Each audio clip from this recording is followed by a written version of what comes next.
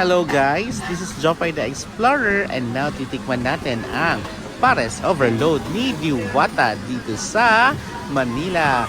Sikat to guys, grabe pinipilahan. By the way, ito pala yung entrance kung saan dito ka nakapila ang mga tao. So swerte that time guys, wala masyadong pila guys. So ito yung pag-prepare nila sa kanilang Pares Overload. So daming laman guys, 100 pesos guys yung Pares Overload.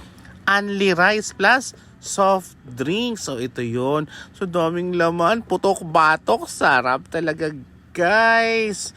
So ito yung pila.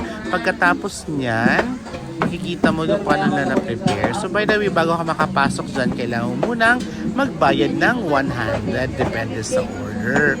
So ito yung releasing of soft drinks.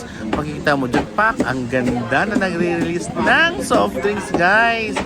So part yan ng 100. Imagine, may Pares Overload ka na, may soft drinks ka pa. O, pak, with only rice guys. So ito yung area kung saan nilalagyan ng sabaw ang iyong bowl na merong mga laman.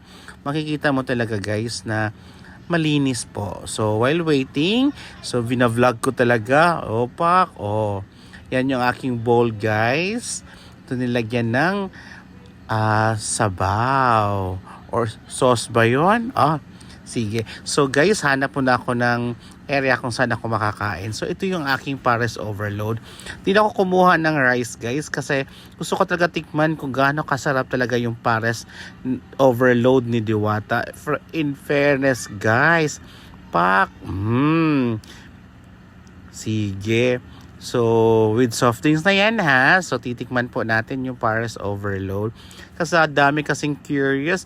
Even me guys, curious kung ano ba talagang lasa ng Pares Overload ni Diwata guys.